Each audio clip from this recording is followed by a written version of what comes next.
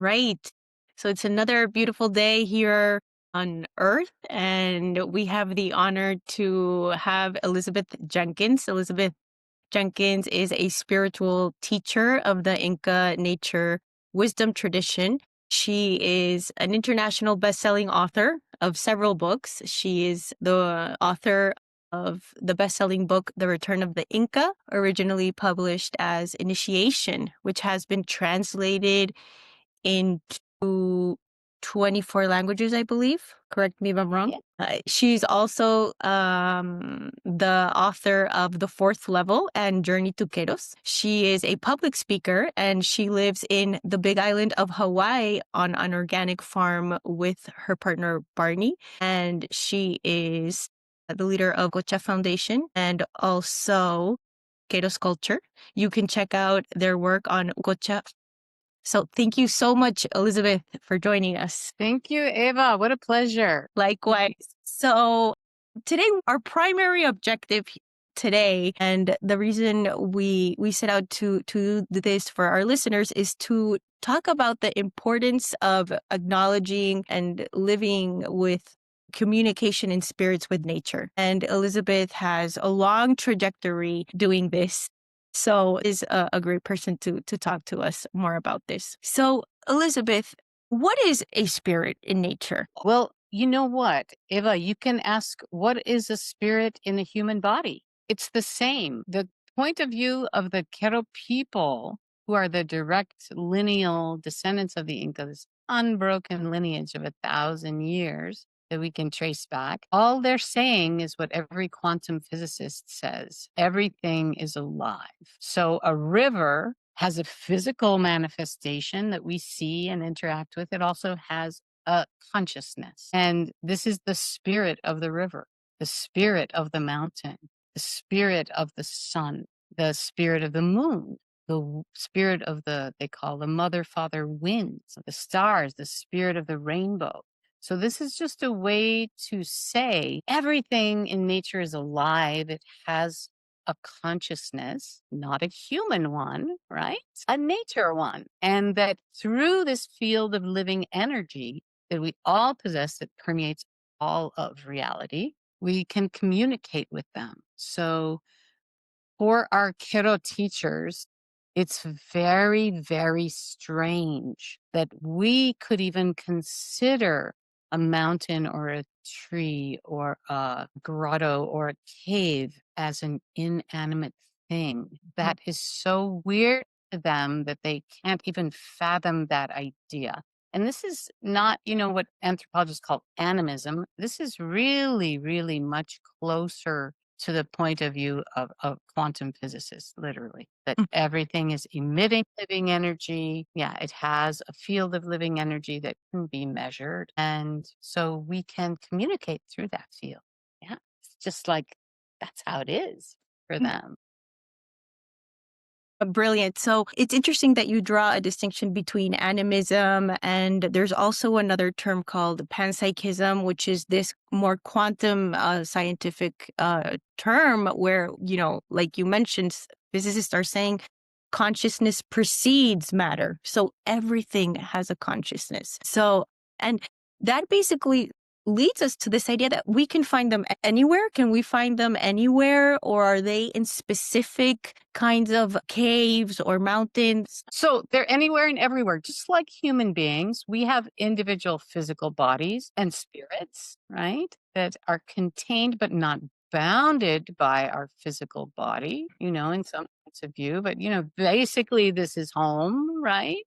Except maybe when we're dreaming or something else. And so for the nature beings, well, first of all, let me just preface all this by saying that the knowledge that I'm sharing with you today, Eva, and with everyone who's listening, which I'm so delighted to have you all here listening, and to share this, because it's what our teachers asked us to do from the bottom of their hearts. They say this tradition, this knowledge about nature wisdom belongs to the world and it needs to be shared. Their genius is that they look at their framework is that everything in the world of living energies, they literally call it the Kausai Pacha, which means the world of living energies that we inhabit, is made up of Apus, Nyustas, and Pachamama. The Apus are like the dynamic masculine forces of nature that, like, they inhabit the, you could say, the peaks of the mountains. They are the part of nature that's stretching back up to the heavenly realm.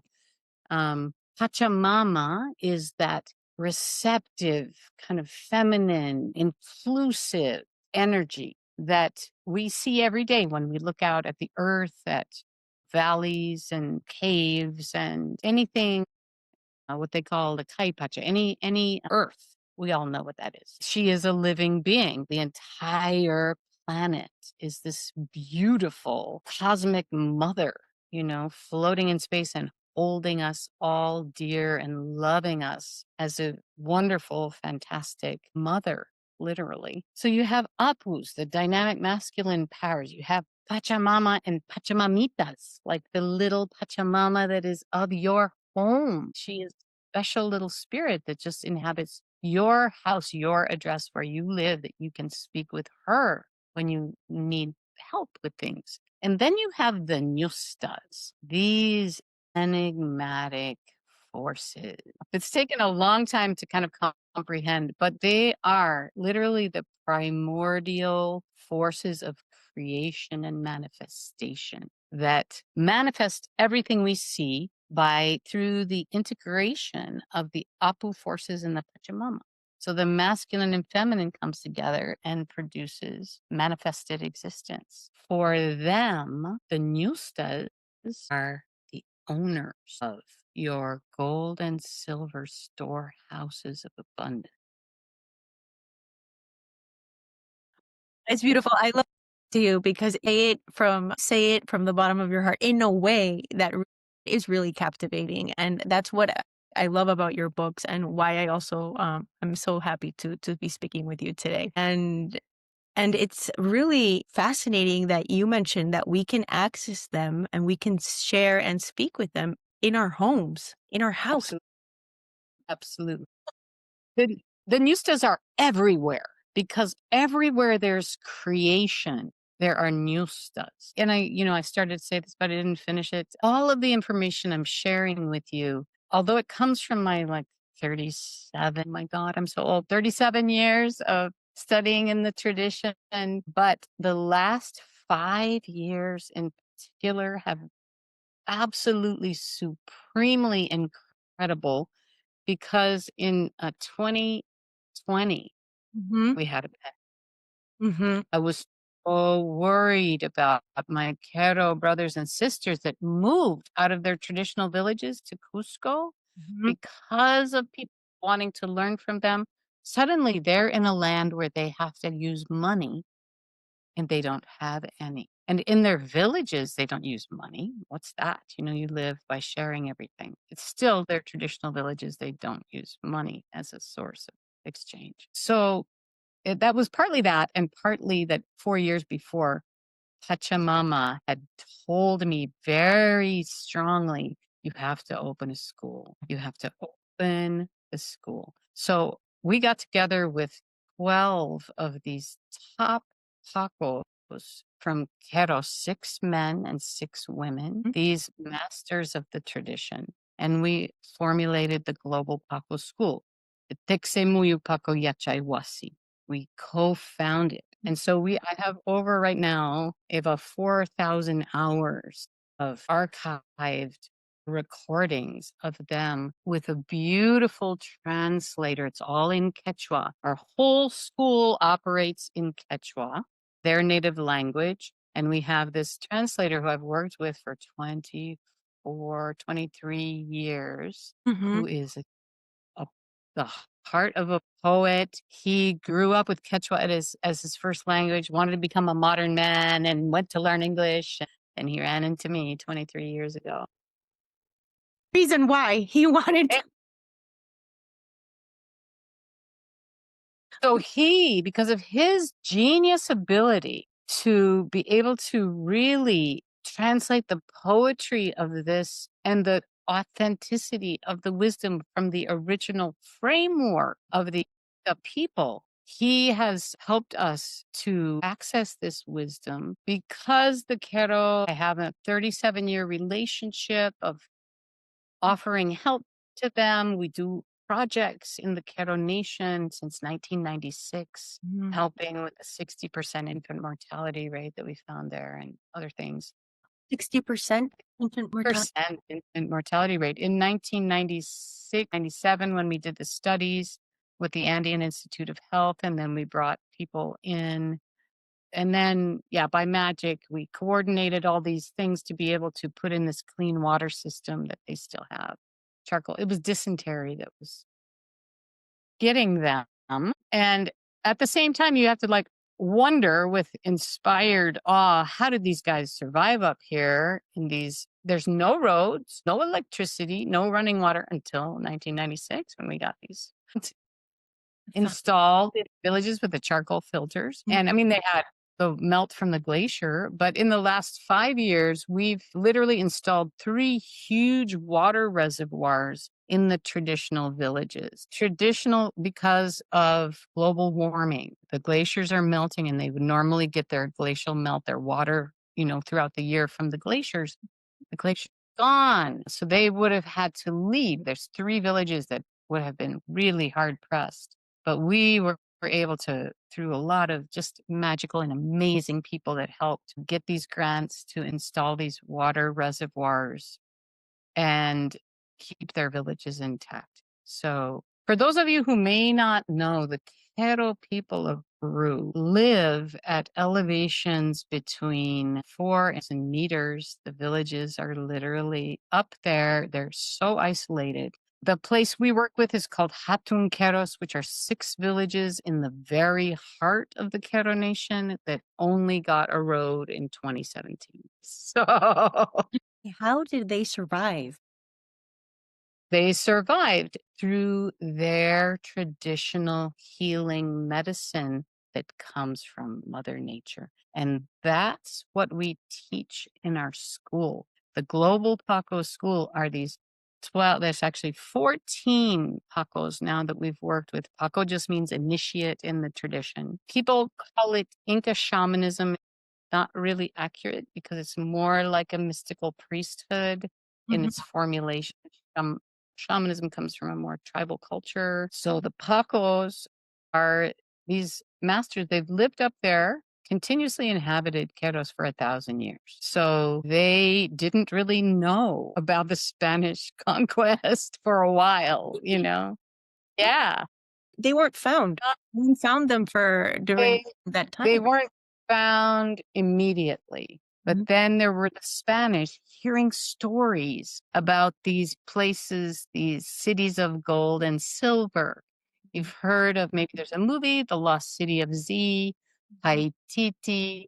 There's even Disney cartoons about this, The Mhm. Lost City of Inca Gold. Okay, this is a really potent, deep subject Mhm. that is profound in their mystical tradition. So the Spanish, hearing about these places, they literally came to Queros following these Inca trails, that are, I don't know if you know, like thousands of miles of the Capacñan, these Inca trails through the Andes. Some are roads you could drive a car on, they're beautiful. Some are just little foot trails, but they are over the vast expanse of the Andes, connecting the whole ancient Inca empire. But they came to Queros. The spirits of the mountains, the Apus, told the Quero priests, these men are coming with greed in their hearts. Try to find our sacred cities. Make big piles of stones and we'll cast the lightning down on them and stop them.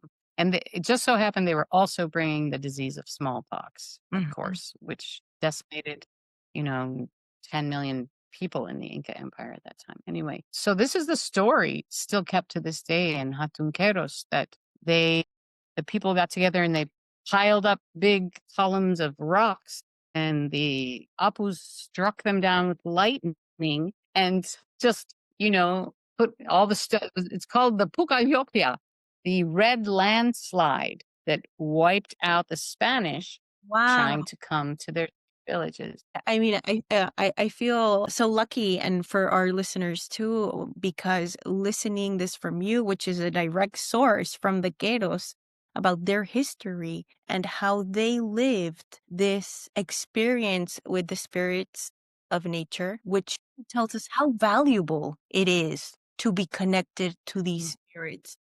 They their traditions, their lives, their existence basically. So, and I've always wondered, because it is something I've heard before, that some natives from the Americas foresaw that the white human would come into their lands. I've heard before that some knew that others didn't, but it's never been really stated. Yes, the Queros, for example, knew that they were told by the Apus, this is going to happen. And Yeah. this is what you should do to stop it, basically. So, And this is what you do. And not only, I love how the Apus and the Nustas work together on this, because mhm. the spirit of the Green Lake, then, this is the other part of the story. The Apus cast the stones down, and the rest of the Spanish who were at the bottom, the Nusta, the feminine spirit of the Green Lake, opened her mouth and swallowed the rest of the Spanish and their horses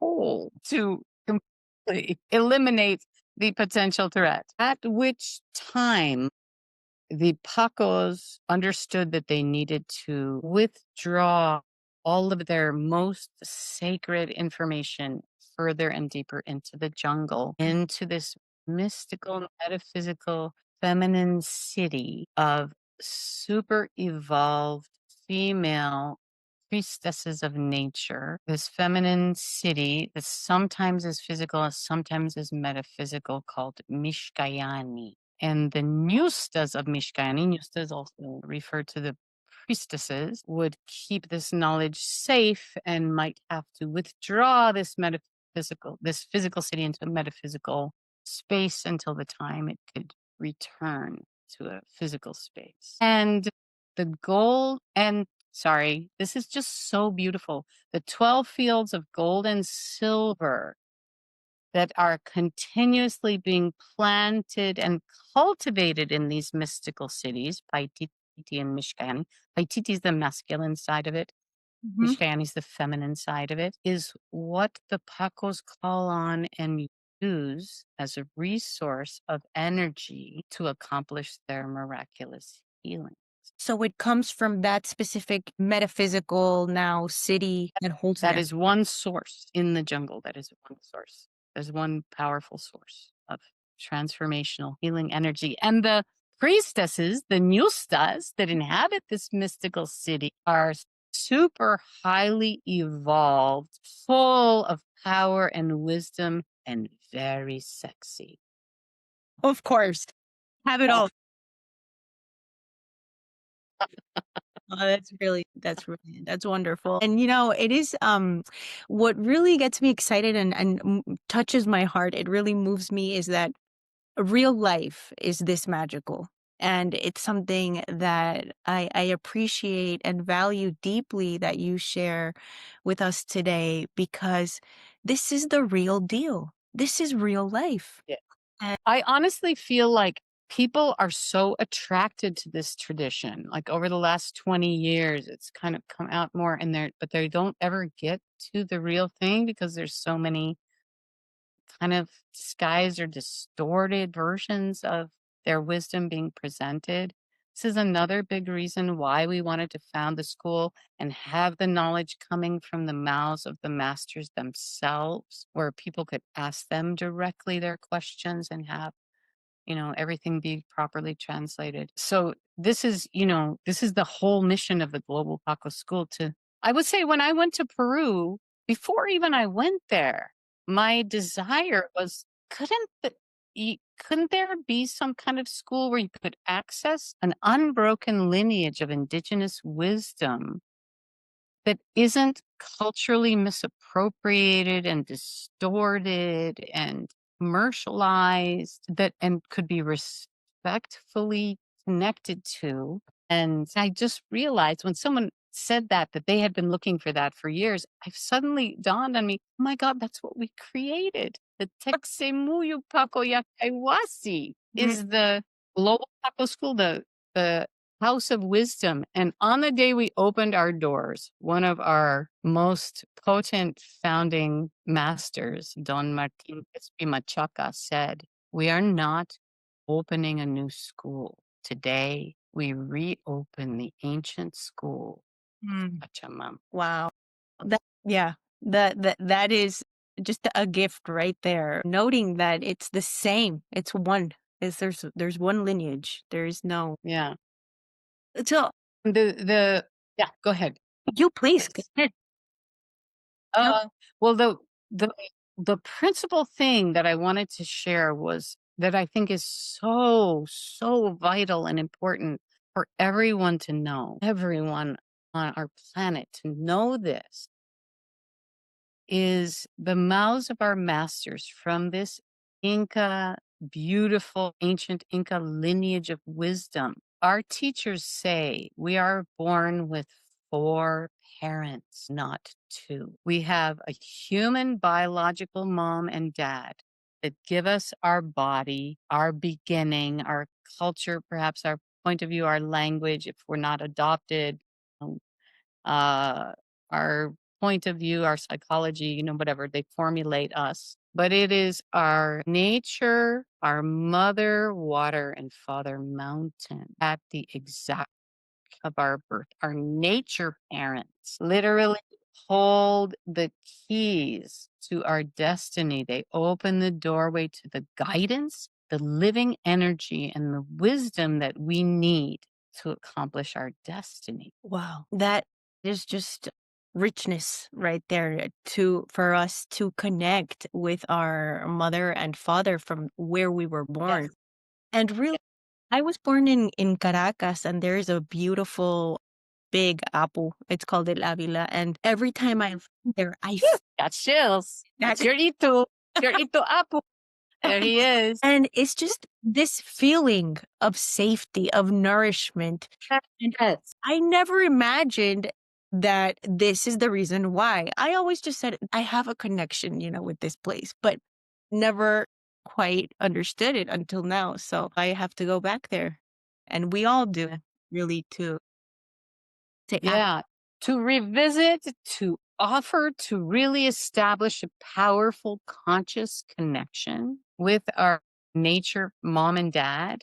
Um, to they hold the keys to our gold and silver storehouses. That Mm, is literally how our teachers describe them. Your ituapu and pakarina, they're your life guides. Imagine the wisdom. I also, as a psychotherapist, mhm. I like to think of them as our functional parents. That's hilarious. Nice. That's a They're great.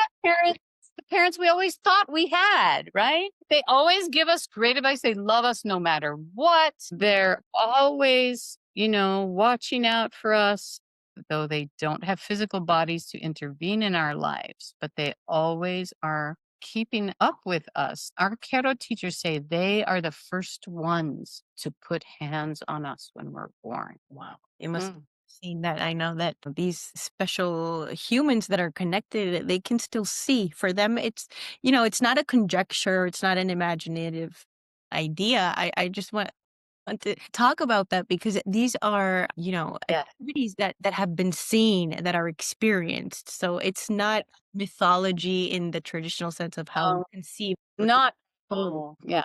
It's so much more real than something like the stock market, okay? Let's think about that for a minute.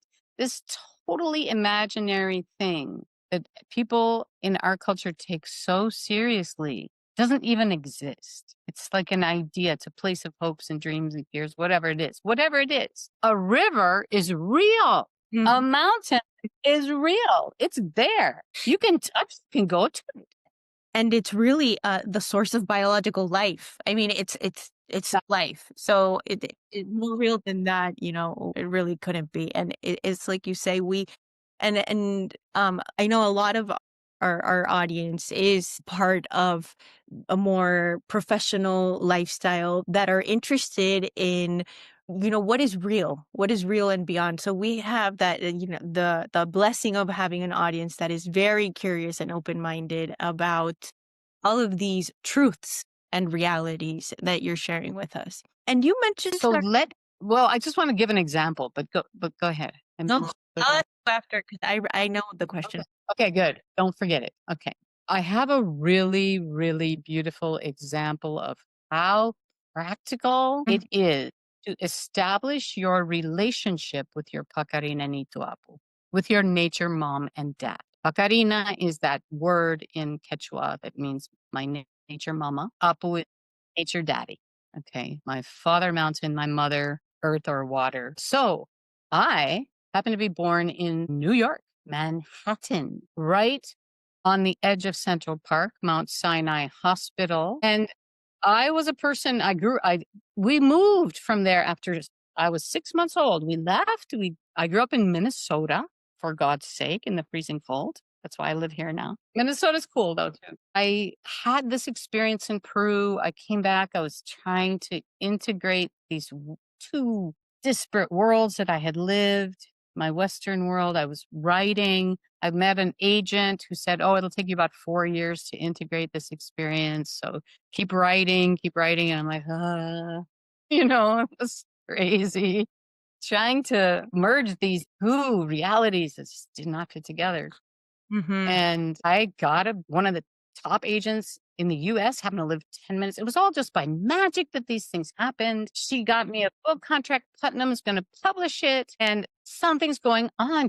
My agent says to me, "Something's going on with your editor. You need to go there and talk to her." I'm like, "Well, geez, I was born in New York. I haven't been back there in 37 years or whatever, 35, whatever, 6 years." That's for initiation. The Return of the Inca. Is that for that book? Yeah, yes, for that. Putnam published the first.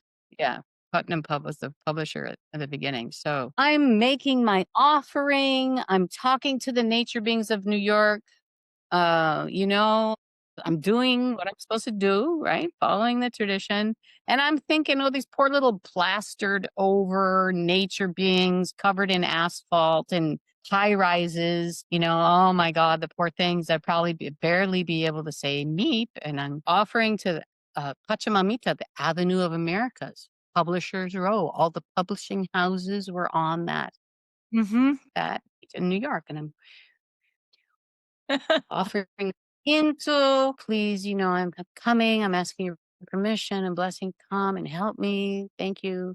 And I hear, "What do you want?" This booming voice and this powerhouse. And she says to me, "With all of the commerce, creativity, all of the people, all of the culture, all of the everything that happens, all of the living energy that happens in New York, you think we are weak? No, no, my daughter. You humans are attracted to us and you reflect our natures." So, What a rethink of what a New Yorker is, right? given that energy, that force, that creativity, all of that drive is from the place itself, the territory. And the people are reflecting that energy. Wow. Interesting. Huh? It's What a brilliant. little flip. Yeah, Absolutely. little Absolutely. flip. Who landed that plane in the Hudson River? Yeah, who was that? Yeah, who did that? The pilots? Now we know who. There I am. I go to New York. I'm terrified because I'm like this little country girl and I'm scared of big cities. And here I am at the place I was born. Please accept me. I don't know what to do. So I get there and I have like 4 or 5 hours before I had this meeting with my editor at the office in Putnam. And I said, "Oh my God, here I am. Should go to a museum or something." So I start and I see where I am and I'm like walking towards this museum. And all of a sudden my feet, it's like I'm stepping in mud. I can't lift up my feet anymore. And I'm being just slowed down and then stopped. And so I just stop in my tracks, which is hard to do on a New York street. And I'm like, "Okay, what?"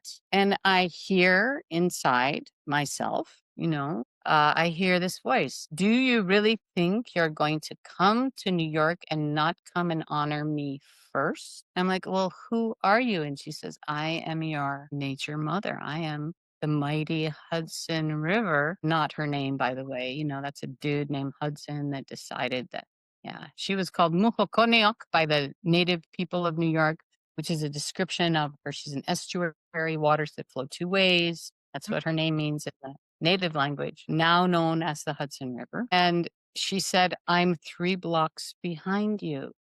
And I'm standing there going, my God, either I'm so losing my mind or my God, this is real. Either way, my God. The rational mind kicks in and I say, okay, I'm going to go to this kiosk. I'm going to get a map.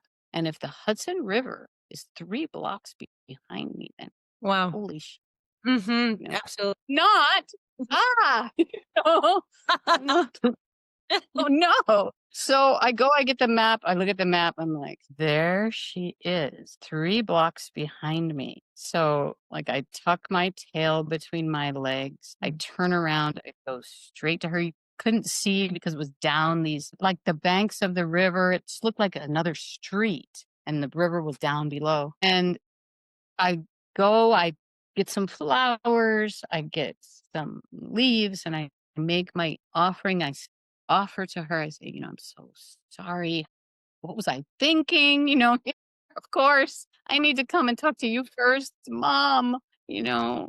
My gosh, I'm so sorry. I'm making my offering. I give it to her. I sit down on her banks and she goes, okay, now that you're here, I flow past the office of your editor every day. Let me tell you what she needs to hear. And she proceeded to reveal all of this, how I should approach her, what I needed to say, how I needed to make her feel comfortable. And, it was a whole story that she told me. Wow. And this was so practical, Mhm. so Real, exactly. I mean, such a resource of wisdom that I would never have had if I hadn't had my mind and my being opened to this possibility that even could exist, that I could have a nature mom who could give me this incredibly practical advice because she's witnessing, she's right there. How old is the Hudson River? How much wisdom has she accumulated over her whole life?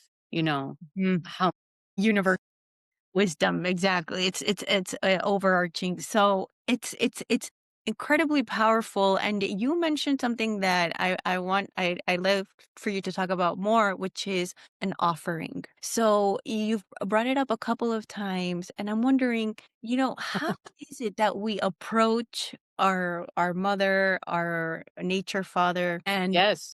in general, what is the way to interact? Okay. This is a brilliant question, Ava, and I would love to answer this. And it's really based on something so simple. Let's think about our very biology. Mother Nature, her plants and trees and algae in the oceans, does its life process, eats and excretes oxygen, makes oxygen for us, which is life sustaining for us. We breathe it in Mhm. and we exhale carbon dioxide back to the trees and the plants, right? Yeah. Right? That's a fact of Mhm. biology. So, our basic biology, our ability to live another 10 minutes is based on the one law of the Inka tradition, which is called ayni. You Mhm. give, you receive. You receive, you got to give. If you give, you're going to receive. This sacred exchange, this sacred symbiosis with nature is what makes everything function. So, we make our sacred offering to establish the right to receive, just like breathing. Okay. Does that make sense? Absolutely. That's And fundamental. So Mhm. you have to, so literally, the nature beings are energetic beings that are waiting to receive a meal from us. And that meal is principally made up of all the love in our hearts that Mhm. is generated in here, this beautiful, what they call nectar, sami, finest living energy. delicious living energy that we make in our hearts when our hearts are filled with love and beauty and peace. I mean, think of what you feel when you look at a beautiful mountain, when you look at a beautiful landscape. Like, what happens in your heart? You feel, oh my God, so beautiful. And Uh, mhm. this beauty in your heart comes up and comes out your throat in beautiful poetry that you speak to the nature being Mhm. and use your breath to place onto the object that you are gifting to them, and they receive that. So we can grab an object, and a special object, a beautiful object, because Traditionally, Mhm. traditionally, and this is also very simple for anybody on the planet to do, unless you like live in the Gobi Desert or something. You take three, in the Inca tradition, it's coca leaves. We Mhm. don't have coca leaves. I have avocado leaves. I have citrus leaves. There, people have rose leaves, or in England, they have the hedgerow. You have ivy leaves. You use three because it symbolizes many things in the Inca tradition, but your the power of your mind, the power of your heart, and the power of your body. Mind, heart, and body. Okay. Those three. So, and you blow the power of your mind, the power of your love, which means love and will united, Mhm. and the body to do physical service. And you offer, that's why you offer three breaths onto the three leaves. Mm. That's good. And then you present that. So, I just taught a 4-week masterclass for free on all these. These are the four basic protocols of the keto people. Paco protocols, the four basic. This one I just described is called Puhuriqui. It means the little breathy, love-filled prayer of nectar that you place on the smallest offering that you can make, which is the little group of three leaves. Mhm. Normally, if you're like, if you could make it to your nature mom and dad, which I would encourage everyone to do, like immediately, as soon as you can, you would put, it doesn't matter if you don't know the name of your nature mom or they know you. Just like if you were adopted, you didn't know the name of your human mom and dad, would they still be your parents? Yes, they would. So to your nature dad, traditionally you would put a little white flower. To your nature mama, you would give her a little red flower, little flower petal with the three leaves, yeah? Just to Mhm. make it beautiful, sweet. Thank you, beautiful nature mother. Oh, thank you for helping me to live. Thank you for guiding me in my dreams. Thank you for everything I have in my life now. I know that it comes from you. Thank you, thank you, thank you. Here, this is for you. I love you.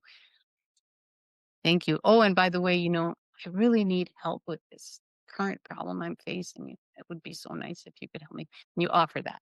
And Mhm. then you offer it to your nature dad, same. And you just put it somewhere where you feel in your intuition that's where it should go. Yeah. It's very unobtrusive. It's a little thing. It's not going to bother anyone. It's organic, right? Comes from nature, goes back to nature, and it carries your prayer and it carries your communion. Mm. And as they tell us, then you trust with 100% of your being that the help will come. That's what you do. That's so well put. It's so practical. Like you say, all of this information, I think, has been labeled and stigmatized as for yes, exactly. Exactly. Exactly.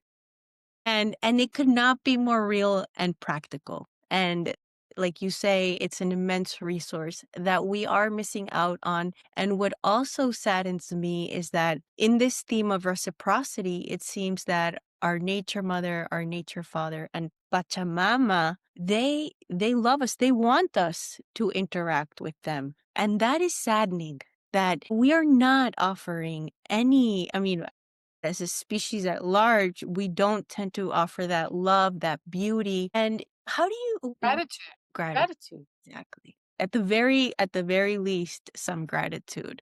But we do the opposite. What do you think that these spirits are we saddening them? Do they have some recognition of the fact that we could improve our behavior, that we are grateful? Do they know? So these beings are they're providers. They're called the Michikuna, the providers of to humanity. Their love is unconditional. They don't judge us. Mm, There is never any judgment or guilt or anything like that. That does not come from them. That's a human creation of Hucha. Let me also say, there's no such thing in this worldview as positive and negative energy. There is only finest energy, nectar, and heavy energy, pucha. And we drink in the nectar and we release and offer the pucha to Pachamama mm, because she is the ultimate recycler of all energies and knows exactly what to do with the heavier energies that are not bad or negative, they're just heavy, mm. right? So we have practices in the tradition that helps you to receive the nectars and release and offer and gift with love your hucha in the same way we can receive oxygen. Thank you for all the love and oxygen you make for us plants and trees and ocean algae and bogs and all those places that make oxygen. And please receive my gratitude with my carbon dioxide as I'm exhaling, just in the same way. We could, it sounds like from what you're saying, and I've been practicing this kind of practical spirituality because it's some kind of spirituality, yes, but in a sense, it's very practical too. And sometimes when we talk about spirituality, we think it's from an ethereal realm or metaphysical, and it does have that dimension to it, but it's practical. And I think that's what makes it very different from other kinds of spirituality that are more associated with religion that might not be as practical in the sense. Yes, or something that's very abstract. Yeah, some practice can get very abstract. This is very concrete. It's Mhm. very us exchanging with what we can see, all of nature that's around us, and who can't feel the living energy of the sun or the wind or, Pachamama. This is not really that abstract. That's It's exactly it. The word is it is it's not abstract. It's concrete. So yeah, it's fascinating. it is. Well, I have one more question on with regards to symbols. And in your book, at least in this one, I read a lot about symbols, and I've also written about symbols as a way to access and be in communion with a world beyond reason. And it seems like the power of symbols, of objects that symbolize different aspects of either Mother Earth or wind, or you can speak more about symbols, but how how can we use symbols and objects to deepen our experience with spirits and our surroundings? Well, I have to confess, I'm not sure what you mean by symbols that I have written about. I'm not For example, I symbol. think there was a shell where you mentioned or Kunti, the three Yeah. shell, or I've also you don't mention it here, but there's also the chacana, and there's different kinds of symbols that allow us to access something beyond reason, something put into words necessarily. Uh, well, the Chicana, the Inca cross, that's something, books have been written about. There's so much packed into that symbol. Oh my God. Yeah. I mean, that would take hours and hours to talk about the Chicana. That's a big deal. Um, but so let me say this for the Quero, the symbols that they place into their weavings are literally embedded and imbued with prayers that hold. Okay, in the women, the Nustapakos, Mm. they're considered the most powerful in the tradition because they have two powers, Pachamama and Nustas, Mhm. right? And the men are the Apupakos, like they're more connected to the Apus. And it's not a gender based thing. Like there could be a woman who works with the Apus really well and is not, there could be a man who works with Nustas and is really powerful. It's not all rigid like that. Mhm, But generally speaking, the women's job is they need more nature help because they have more work. They have to do the family, take care of the house and talk to Pachamama about the harvest, mm, right? So they have a lot of work. So when they work, this is what they say: you cannot weave without the help of the living energy of the Kapachekanusta, a mhm, very special, like the Inka muse of the patterns. This mm. is the muse that holds all the Inka patterns that are the living energy connectors all the way back to the ancestors that give you access to the ancestors. So literally, so I told you about puhuriqui, the little tiny offering you make with one kintu, Mhm, mhm. right? Every offering, complete offering that you make has 39 of those. Wow. Traditionally, they Ye- place 39 quintus. Correct. The, Yes. I'm not sure if our listeners know what the quintu is, but it is a three. 3 leaves together. Usually for the Inca people, it's coca leaves, but we can use other leaves. It's okay. So 39 of those, that means 39 prayers go in. So you are making a super potent intention, super potent communication. So could that be one of the, maybe symbols is not the right word, but maybe the offering of those three leaves, and they symbolize, is it the cosmos, the human, and the Yeah, they symbolize Hanak Pacha, the heavenly realm, Tai Pacha, the earthly realm, and Uhu Pacha, the inner part of the earth, the inner part of ourselves, what we think of as our unconscious, if you want. All of those realms are connected in this tradition. There's no separation. The material world is not the only world that exists. And energetically, all these worlds are connected. The heavenly realm has the biggest amount of finest living energy, nectar. Our world is a mix of heavy energy and fine energy. The Uhupacha has heavier energies. This is what makes gravity work. Mm. So thanks. No one really understands gravity. Gravity is different in different parts on the planet. So yeah. So the 3 leaves symbolize the union of the 3 Mhm. worlds of living energy, the 3 human powers, the power of the mind, the power of the heart, the power of the body, right? So have that symbol of 3 with the kintu. Well, thank you so much, Elizabeth. I think that this is a great ending point to leave for our listeners, that these three leaves symbolize this kind of equilibrium or coexistence between the higher realm, our realm, and the lower, but not lower negatively, but just it's under, so to speak.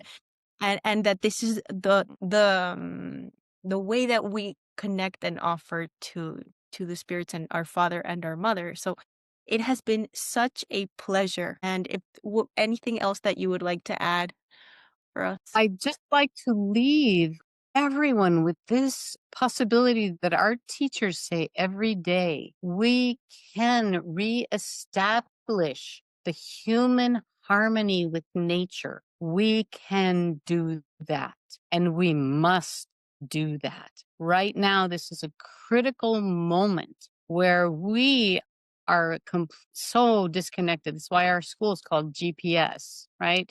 Global Paco School. Know where the hell you are, right? On the planet. Understand it. You're in a sacred geography. Understand your sacred geography. This can heal the world if everyone began. One of our News Tapacos said during the pandemic, if every person on earth made an offering to Pachamama right now, the pandemic would disappear from the face of the planet. We can and must reestablish this harmonious relationship between humanity and nature. And it's the way out of this mess. Thank you so much for giving us the exact way and instructions on how to do that, on how to create that harmony with nature and with everything, with with life itself. So for all of our listeners, you can find Elizabeth on her two websites, the Wiraqocha Foundation. Is that where you suggest that they? That's where people should go. We have an amazing retreat coming up in Hawaii in December. There's a few more spots in there. We have our Global Paco School will begin in January if they want to learn about the training to become a human bridge to nature and do what we're talking about this whole time. That's at the wiraqochafoundation.org/Global Paco School, or just click on Wiraqocha and look under programs for the Global Paco School, and there we are. Great, perfect. I'll also send instructions and provide the links below so everyone can access that and also keep in touch if they'd like to. So Yeah, thank thank you you so so much. much. Keep it. Pleasure to It's a pleasure to connect. Thank you so much. So grateful. Well, aloha.